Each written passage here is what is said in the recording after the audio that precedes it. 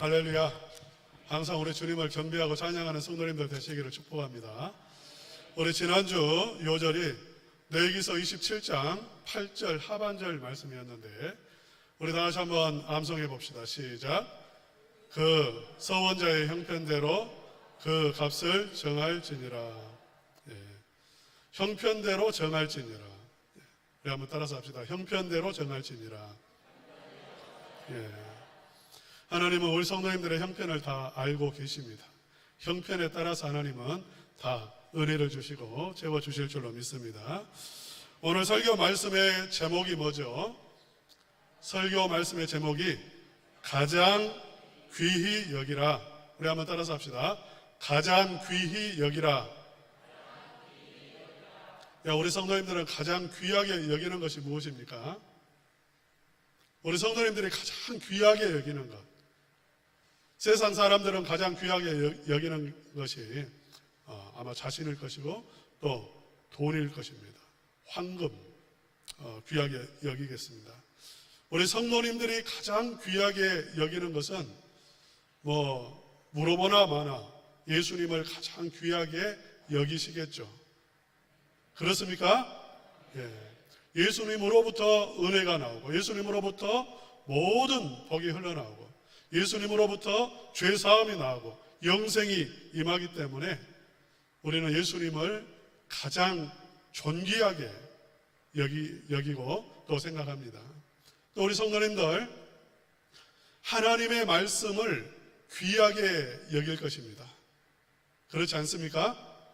네, 하나님의 말씀, 이 하나님의 말씀은 황금보다 더 귀합니다. 왜냐하면 하나님의 말씀은 능력이 있습니다. 하나님의 말씀 따라가면 형통합니다. 생명을 얻습니다. 예수님을 만납니다.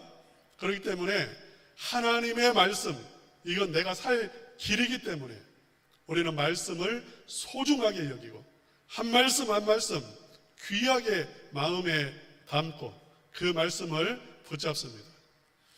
오늘 본문에는 또 하나 귀하게 여기라고 말씀을 하고 있어요. 가장 귀하게 여기라, 이 말은 최상급의 단어입니다. 내가 할 수 있는 모든 것을 다해서 가장 귀하게 여기고 대접하고 섬기라는 말이에요. 무엇을 이렇게 가장 귀하게 여기라고 말할까요? 우리 한번 13절 말씀 다 같이 한번 봉독하시겠습니다. 시작. 그들의 역사로 말미암아 사랑 안에서 가장 귀히 여기며 너희끼리 화목하라. 예. 여기서 그들을 귀하게 여기라는 것인데 그들은 누구냐면 데살로니가 교회에 세운 지도자들입니다. 우리 첨단 은광교회로 말하면 하나님께서 이 첨단 은광교회에 세우신 영적인 지도자를 어떻게 여기라고 말하냐면 귀하게 여기라고 말합니다. 그런데 귀하게 여기는데 그냥 귀하게 여기는 게 아니라 가장 귀하게 여기라고 말합니다. 가장 귀하게 여긴다는 것은 최선을 다해서 대접하라는 말, 가장 좋은 것으로 대접하라는 그러한 의미의 말입니다. 오늘 제가 설교하기가 좀 힘들어요. 영적인 지도자, 성도님들은 목사를 생각할 텐데 목사가 잘 이렇게 섬기라고 지금 말하고 있구나 이렇게 생각을 하실까 봐서 좀 힘든 본문이다 이런 생각을 했습니다. 그렇지만 포기하지 않고 설교하기로 했습니다. 영적인 지도자를 귀하게 여겨야 하는 이유가 있습니다. 우리 한번 12절 말씀 다 같이 한번 읽겠습니다. 시작. 형제들아 우리가 너희에게 구하노니 너희 가운데서 수고하고 주 안에서 너희를 다스리며 권하는 자들을 너희가 알고, 여기서 세 가지가 나옵니다. 영적인 지도자, 교회 안에 세우신 일꾼들이 있습니다. 그들이 하는 일이 무엇인지 알아야 귀하게 여기죠. 그래서 12절 가장 뒷부분에 너희가 알고 있습니다. 우리 성도님들은 알아야 됩니다. 영적인 지도자가 무엇을 하는지를 알아야 귀하게 여길 수 있고, 영적인 리더를 바로 이렇게 관계를 맺을 수가 있고, 그들을 위해 기도할 수 있기 때문에 영적인 리더가 하는 일을 알아야 되는데 세 가지예요. 첫째, 수고합니다. 수고한다는 말은 무거운 짐을 진다는 것입니다. 짐을 지고 있다는 것입니다. 어려운 일을 하고 있다는 것입니다. 여기서는 우리 성도님들 이렇게 생각하시면 안 돼요. 나는 목사님보다 더 힘든 일을 하고 있는데, 나는 더 땀을 펄펄 흘리면서 일하고 있는데, 시간도 더 많이 일하고 있는데, 이렇게 생각하시면 안 됩니다. 우리 성도님들 다 직장생활 어렵습니다. 무거운 짐을 지고 있습니다. 가정의 짐을 지고 있습니다. 이 세상에 살아가는데 짐이 없는 분들이 누가 있겠어요? 그런데 목회자가 지는 짐, 교회의 리더가, 영적인 리더가 지는 짐은 나의 짐이 아니에요. 누구의 짐을 지고 있냐면 성도님들 한 분 한 분의 짐을 영적인 리더는 똑같이 지고 있는 것입니다. 그러니까 1000명의 교회가 있으면 우리는 부러워하지만 그 1000명의 교회의 영적 리더는 그 1000명 성도의 짐을 다 1000개의 짐을 지고 있다 생각하시면 돼요. 100명의 교회라면 100명 성도님들의 그 짐을 다 지고 있는 거예요. 여러분, 이 하나님께서 지워주시는 거예요. 그 마음이 그렇게 쓰이는 것입니다. 하나님이 짐을 지워주신 거예요. 우리 성도님들 이렇게 말씀을 하시지 않아도 저나 또 우리 영적 리더들이나 다 목장 리더는 다 목장의 식구들 특별히 말하지 않아도 다 알고 있습니다. 부모, 형제, 자매 짐 다 느껴집니다. 여러분이 고민하는 거 다 알고 있습니다. 내색 안 할 뿐이에요. 내색을 안 할 뿐이에요. 왜 모르겠습니까? 표정만 봐도 알고 있어요. 그 모든 짐들을 다 지고 할 수 있는 것이 따로 없기 때문에, 뭔가 할 수 있으면 좋겠는데 할 수 있는 일이 없기 때문에 하나님 앞에 그 짐을 지고 기도로 나아가는 거예요. 저는 우리 성도님들이 헌금을 할 때에 헌금 제목이 있습니다. 안 쓰시는 분이라도 왜 모르겠어요? 기도의 제목이 있다는 거. 그 제목을 왜 모르겠어요? 다 알고 있어요. 여기 올라오는 기도의 제목, 그 한 글자 한 글자 혈서를 쓰듯이 피가 맺힌 그러한 제목이라는 거 알고 있습니다. 그 짐을, 성도들의 짐을 지고 있기 때문에 이게 쉬운 일이 아니에요. 항상 그렇기 때문에 무겁고 긴장하고 가볍게 살 수가 없어요. 이 영적인 리더가 감당하는 것입니다. 우리 성도님들, 영적인 리더가 목사도 그렇고 장로님도 그렇고 여러분의 목자도 그렇고 교회 안에서 일을 맡으신 분들은 또 영혼을 맡으신 분들, 우리 주일학교 선생님들 다 밤낮 생각하는 게 뭡니까? 짐을 지는 거예요. 그것은 내 일이 아니죠. 여러분은 여러분의 일을 하지만 영적인 리더는 여러분의 짐을 대신 지고 있는 거예요. 마치 구약의 제사장이 백성들의 죄와 백성들의 모든 짐을 지고 하나님 앞에 나아가는 것처럼 그렇게 짐을 지고 수고하는 자이기 때문에 무엇하라고 말하냐면 존귀하게 여기라. 두 번째로 우리 한번 잊어버렸으니까요. 12절 다시 한번 읽어보시죠. 12절 시작. 형제들아 우리가 너희에게 구하노니 너희 가운데서 수고하고 주 안에서 너희를 다스리며 권하는 자들을 너희가 알고. 두 번째는 주 안에서 너희를 다스리기 때문에 그렇다, 이렇게 말합니다. 여기서 다스린다는 단어를 여러분이 부정적으로 받아들이시면 안 됩니다. 먼저 이 말은 어떤 의미냐면 앞장서 있다, 그 말입니다. 앞장서 있다는 것은 영적인 전쟁터에서 최전방에 서 있는 자가 누군가, 영적인 리더인 것입니다. 영적 싸움 얼마나 치열합니까? 그 치열한 영적인 전쟁터에서 제일 앞장서서 뛰쳐나가는 사람, 싸우는 사람, 영적인 리더예요. 그렇기 때문에 화살을 제일 많이 받습니다. 상처를 받는다면 누가 제일 많이 상처받겠습니까?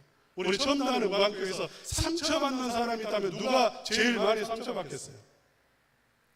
당연히 영적인 리더에 사단으로부터 공격받고 모든 성도님들의 모든 문제가 자신의 문제이기 때문에 교회 안에서 일어나는 모든 문제가 다 책임이 있기 때문에 당연히 상처를 많이 받을 수밖에 없죠. 영적인 전쟁터에서 가장 앞장서서 싸움을 하는 사람이에요. 그렇기 때문에 여러분 얼마나 영적인 그러한 리더가, 예를 들어 제가 이 자리에 서기까지, 지금 말씀을 전하기까지 얼마나 많은 싸움을 했겠습니까? 영적인 싸움이 있었겠습니까? 그 모든 것을 이겨내지 않으면 감당할 수가 없어요. 그렇기 때문에 귀하게 여기는 그들의 우리의 짐을 대신 지고 있고, 영적인 전쟁터, 지금 우리 첨단의학교가 영적 전쟁을 하는데 최전방에서 지금 싸우고 있는 그러한 분이기 때문에 귀하게 여기라는 거죠. 우리가 전도를 이제 9월 달부터는 본격적으로 할 겁니다. 이미 영적 싸움이 시작됐다는 것을 느껴요. 사단이 공격하고 있는 것이 느껴져요. 그래서 기도해야 되겠구나, 이런 생각이 듭니다.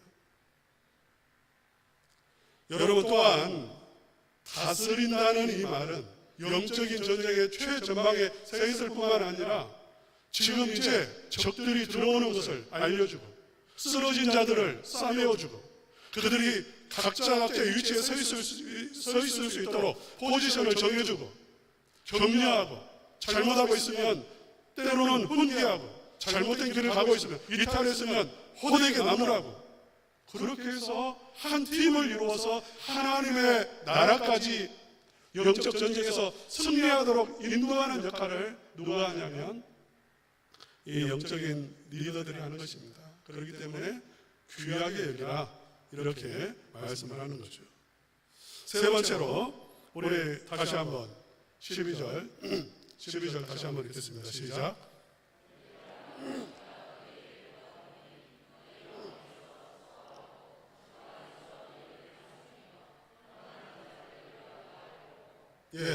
세 번째로는 권하는 자들이기 때문에 그렇습니다. 권한다는 말은 무슨 말이냐면 마음속에 넣어준다는 말이에요. 권한다는 말이 마음속에 새겨주고 넣어주는 자. 영적인 리더를 귀하게 여겨야 되는 이유는 무엇이냐면 하나님의 말씀을 전하는 자예요. 여러분의 마음속에 하나님의 말씀을 넣어주는 자, 심어주는 자. 이게 귀한 일입니다. 하나님은 우리에게 복을 주시는 하나님이세요. 믿습니까? 자, 우리 한번 따라서 합시다. 하나님은 복 주시는 하나님이십니다. 하나님은 보호해 주시는 하나님이십니다. 하나님은 은혜 주시는 하나님이십니다. 하나님은 평강 주시는 하나님이십니다. 여러분, 오늘 본문 말씀에 우리 한번 본문 말씀 16절부터 18절 다 같이 한번 읽어보겠습니다. 16절 시작. 항상 기뻐하라. 17절 쉬지 말고 기도하라. 18절 범사에 감사하라. 이것이 그리스도 예수 안에서 너희를 향하신 하나님의 뜻이니라. 항상 기뻐하라고, 쉬지 말고 기도하라고, 범사에 감사하라고 말씀을 합니다. 우리가 어떻게 정말 무거운 짐이 있고 안 되는 일이 너무나 많고 막히는 일이 너무나 많은데 우리가 어떻게 항상 기뻐할 수 있고 어떻게 범사에 감사할 수 있겠어요? 그럴 수가 없죠. 그런데 우리가 항상 기뻐할 수 있고 쉬지 않고 하나님께 기도할 수 있고 그리고 모든 일에 감사할 수 있는 이유가 있습니다. 하나님은 복 주시기 때문입니다. 반드시 하나님은 복을 주시고 은혜 주시고 평강 주시고 지켜주시고 보호해 주시기 때문에 우리는 항상 감사할 수 있는 거예요. 우리 한번 23절 말씀 한번 읽어봅시다. 23절 시작. 평강의 하나님이 친히 너희를 온전히 거룩하게 하시고 또 너희의 온 영과 혼과 몸이 우리 주 예수 그리스도께서 강림하실 때에 흠없게 보존되기를 원하노라. 예, 흠없게 보존되기를 원하노라. 강림하실 때까지 우리의 혼과 몸, 우리의 모든 것들을 온전하게 지켜주시고 보호해 주시기를 기도하고 있는데 24절 말씀입니다. 다 같이 읽겠습니다. 시작. 너희를 부르시는 이는 이르시니 그가 또한 이루시리라. 누가 이루신다고요? 하나님이 이루신다는 것입니다. 할렐루야. 하나님께서 지금 안 좋은 모든 일까지도 합력하여 좋게 해주시고 결국은 나에게 복 주시고 은혜 주신다는 말씀이에요. 승리하게 해주신다는 것입니다. 믿습니까? 그런데 이 모든 것을 누구를 통해서? 직접적으로 나와 하나님과의 관계가 아닙니다. 하나님은 사람을 통해서 나에게 이 은혜를 주시고 나를 온전하게 해주시는 거예요. 믿습니까? 사람을 통해서 하나님은 복 주세요. 우리가 다음 주일이면 교회 설립 37주년입니다. 85년도에 개척을 했더라고요. 37년이 되었습니다. 여기 지금 여러분 보시는 여러분 이 교회 건물, 이 의자 뭐 모든 거 그냥 된 것 없습니다. 그냥 하늘에서 하나님이 뚝 떨어뜨려 주신 것 없습니다. 하나하나가 다 하나님의 은혜죠. 그런데 그것은 사람을 통해서 주어진 것입니다. 가장 최근에 지금 우리 이 본당에 들어온 게 뭐냐면 저 선풍기예요. 여러분은 눈여겨보셨는지 모르겠는데 선풍기가 최근에 들어왔습니다. 그냥 있는 거 아닙니다. 어떤 분이 무명으로 헌금했는데 그분이 이런 기도를 했어요. 하나님, 나에게 100만 원만 주시면 교회 선풍기를 교체하고 싶습니다. 그런데 그 기도를 드렸는데 바로 그 주에 100만 원이 들어왔어요. 누군가로부터 들어왔어요. 그러니까 거기에는 감동이 있는 그런 기도를 한 것도 하나님 은혜고 그분에게 100만 원을 주신 것도 하나님의 은혜겠죠. 마음에 감동이 있었던 거예요. 그러니까 그냥 있는 게 아니라 다 하나님께서 누구를 통해서 역사하셔서 교회를 세우셨냐면 사람을 통해서 하나하나 모든 게 여러분이 이 자리에 있는 것 또한 마찬가지입니다. 사람을 통해서 여기에 있는 것입니다. 하나님께서 우리에게 복 주시고 은혜 주시고 우리를 지켜주시고 보호해 주시는 방법은 무엇이냐면 바로 사람을 통해서 역사하시는 거예요. 그게 귀한 겁니다. 지금 이 집사님이 있기 때문에 내가 있는 것이고 그 집사님의 은혜 속에서 내가 함께 있는 것이기 때문에 우리는 모든 성도가 귀한 분들이에요. 특별히 말씀을 전한다는 것 귀한 일입니다. 저는 여러분이 설교하는 게 어떻게 목사님은 설교를 오래 했으니까 설교가 쉽게 나올 거야 이렇게 생각하시는 분이 있을지 모르겠어요. 저는 설교를 제 나이대에 비하면 그 누구보다 설교를 많이 한 사람이에요. 20살 때부터 설교했고 군대 가서도 연대 군종병 해가지고 새벽기도 다 인도하고 주일 예배 인도했어요. 20대 이제 한 중반 때에는 전도사로 갔는데 그 교회는 부목사님이 세 분이었고 제가 전도사였는데 부목사님하고 담임 목사님 세 분이고 제가 전도사였는데 그 중에 담임 목사님과 부목사님이 몇 개월을 병원에 입원하시는 중병에 걸리셔가지고 20대 중반의 사람이 그 한 500명 되는 대구에서 제일 큰 교회예요. 우리 교단에서는. 거기에서 주일 오후 예배, 수요 예배 전도사가 설교를 했어요. 그 다음에 또 부목사가 됐는데 다른 교회 부목사가 됐는데 그 교회도 한 500명 되는 교회입니다. 담임 목사님 유고가 생기고 부교육자들이 다 나가버려가지고 저 혼자 있었어요. 30대, 이때는 30대 초반입니다. 1년을 혼자 설교했습니다. 주일이면, 주중 빼고 주일이면 거의 7번 설교를 했어요. 새벽 기도부터 시작해가지고 저녁 예배까지 모든 기간 예배, 주일학교 예배 다 포함해서 7번을 설교를 했어요. 그러니까 저보다 더 많이 설교한 사람은 없을 거예요. 개척해가지고는 딱 2주일 빼고 12년 반을 저는 설교를 했어요. 제가 설교 다 했습니다. 설교라고 하면 저만큼 많이 한 사람도 없어요. 그러니까 이 정도 설교하면 설교가 쉽지 않을까 생각하실지 모르겠는데 설교는 하면 할수록 더 힘들어요. 여러분 성경 펴기가 쉽습니까? 성경 펴서 읽기가? 그 읽기까지 펴기까지도 힘들어요. 목사도 마찬가지. 이 말씀을 읽고 묵상하고 또 이 하나님의 말씀을 전해야 되기 때문에 하나님이 처음단 은광교회 성도들에게 주시는 말씀을 전해야 되기 때문에 그 말씀을 받아서 하나님의 말씀을 전한다는 것은 무척 어려운 일이에요. 이건 그냥 되는 일이야. 한두 시간, 서너 시간, 하루 해가지고 되는 일이 결코 아니에요. 그렇기 때문에 참 힘든 일이고 그리고 우리에게는 나에게는 너무나 각자에게는 중요하단 말이에요. 왜냐하면 하나님의 말씀이 들리지 않으면 하나님의 말씀이 선포되지 않으면 결국 내가 은혜가 없고 내 믿음이 약해질 수밖에 없기 때문에 우리는 귀하게 여겨야 되는 거예요.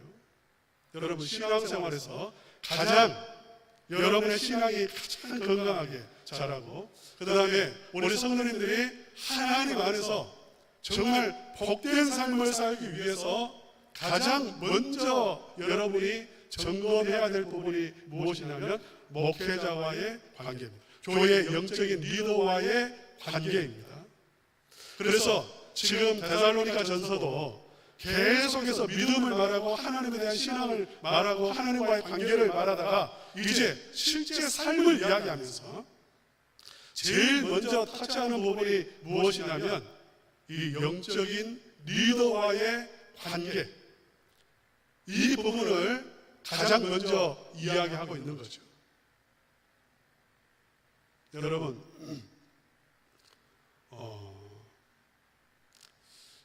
귀하게 여겨야 될까요? 귀하게 여기지 않아야 될까요? 우리는 서로를 귀하게 여겨야 됩니다. 서로 정말 알아줘야 됩니다.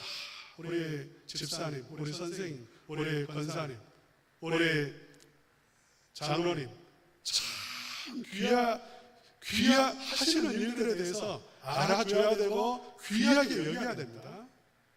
당연한 겁니다. 이것은 누구를 위한 거냐면 그렇게 귀하게 여기는 이유는 나를 위한 것이지 그 사람을 위한 거 아니에요. 사실은 내가 복을 받기 위해서는 그럴 수밖에 없는 거죠. 그런데 여러분 솔직히 제가 목사입니다. 그런데 저도 나도 목사인 나를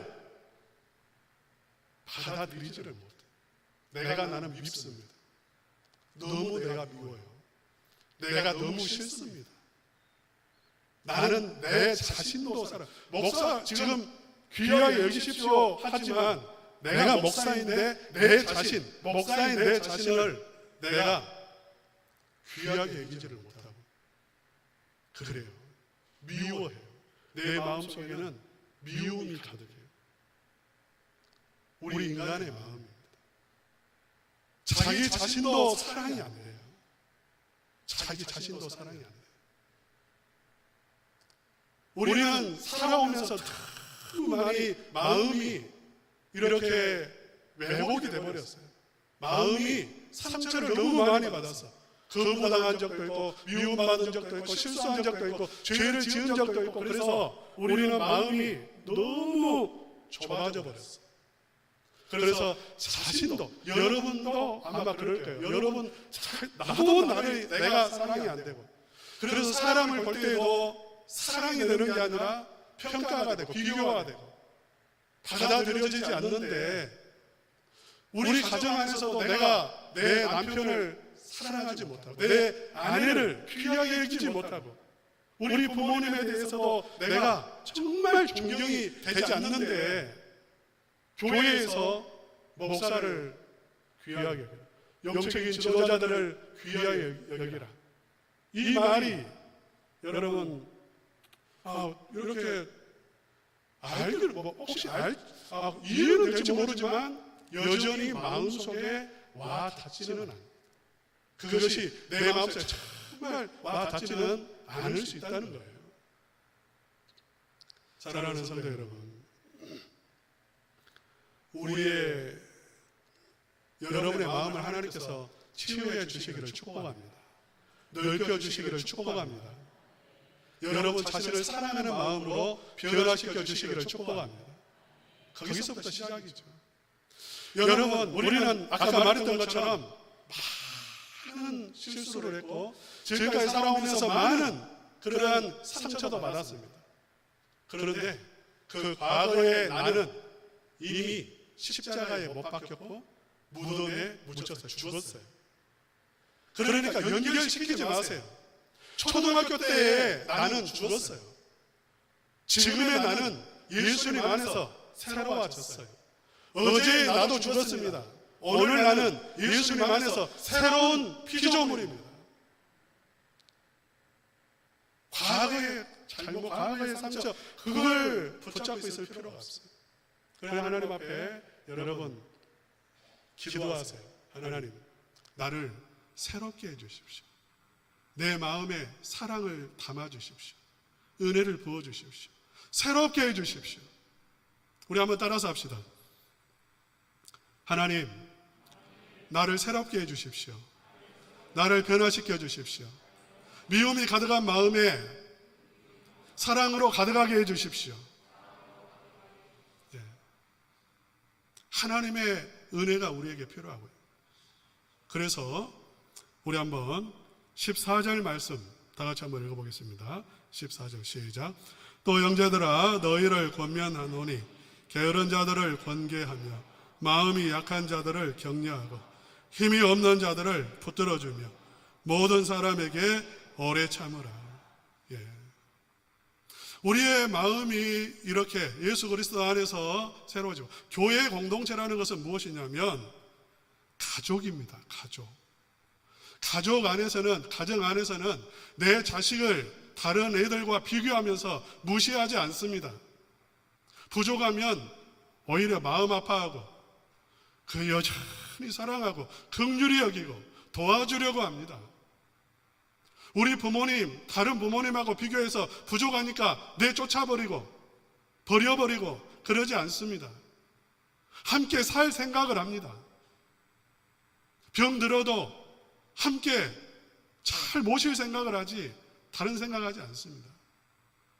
교회가 그러다. 교회가 오늘 본문에 보면 게으른 자들, 삶이 엉망인 사람들, 비난하고 욕하고 왜 그러냐고 말하고 그렇게 하지 않고 권계하고 사랑으로, 집사님 그러시면 안 됩니다.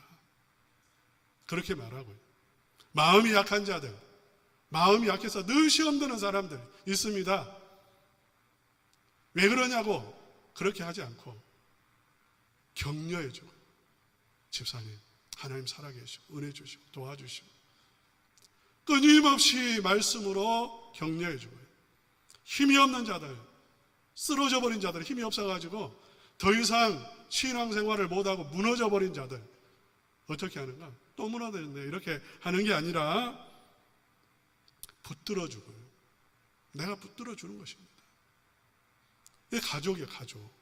모든 사람이 오래 참아주는 거예요. 부족한 모습 봐도 참아주고 견뎌주고. 이 교회 공동체가 하나님의 교회에 우리는 서로 영적인 리더뿐만 아니라 서로가 우리는 이렇게 하나님 안에서 격려하고 붙들어주고 참아주고 그렇게 해주는 가운데에서 우리는 성장하고 그리고 결국 승리하는 것입니다. 좋은 가정은 화목한 가정입니다. 그렇죠? 행복한 가정은 돈 많은 가정 아닙니다. 성경 잠언서 17장 1절에 이런 말씀이 있죠. 마른 떡 한 조각만 있어도 화목한 것이. 떡이 말라 비틀어진 거 하나 있어도 먹을 입은 많은데 화목한, 서로 양보하는, 서로 격려하는 가정. 이 가정이, 화목한 가정이 엄청나게 부자인, 그래서 먹을 것이 가득한데 서로 다투는 그러한 가정보다 더 행복하더라고요. 그 가정이 더 진정한 가정이라고 말을 하고 있어요. 우리 첨단 응광교회 정말 가장 행복한 교회, 서로 화목한 교회, 서로를 귀하게 여기는 그런 복된 교회가 되어져서 모든 성도님들이 기뻐하고 하나님의 은혜와 능력을 경험하는 그러한 교회 되어지기를 주님의 이름으로 축복합니다.